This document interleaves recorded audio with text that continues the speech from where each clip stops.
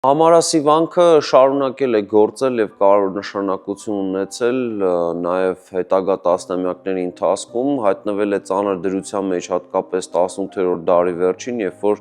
Արցախի հարավում դժվարանում է հայ մելիքների համար միջավայրը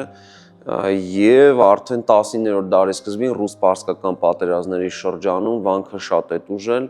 այն օգտագործվել է որպես պաշտպանական ամրություն, հատկապես հաշվի առնելով նրա պարիսպների նշանակությունը, իսկ Արցախի ռուսական կայսրությանը անցումից հետո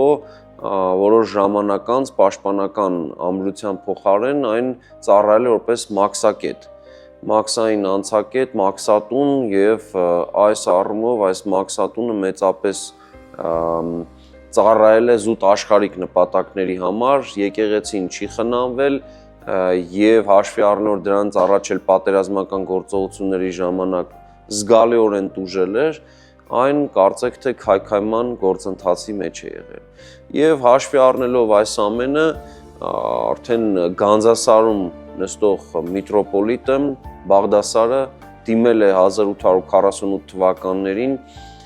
ցարական իշխանություններին եւ եպիսկոպոսի խնդրանքով փաստորեն վերադարձվել է վանքը հայոց եկեղեցուն, այստեղ 10 տարի ընթացել են նոր եկեղեցու շինարարական աշխատանքներ, հաշվի առնելով որ նախորդ եկեղեցին գտնվում էր բավական փլատակ վիճակում։ Նախագծի գլխավոր գործընկերն է Converse բանկը, ֆինանսական աշխարհի ձեր հուսալի գործընկերը։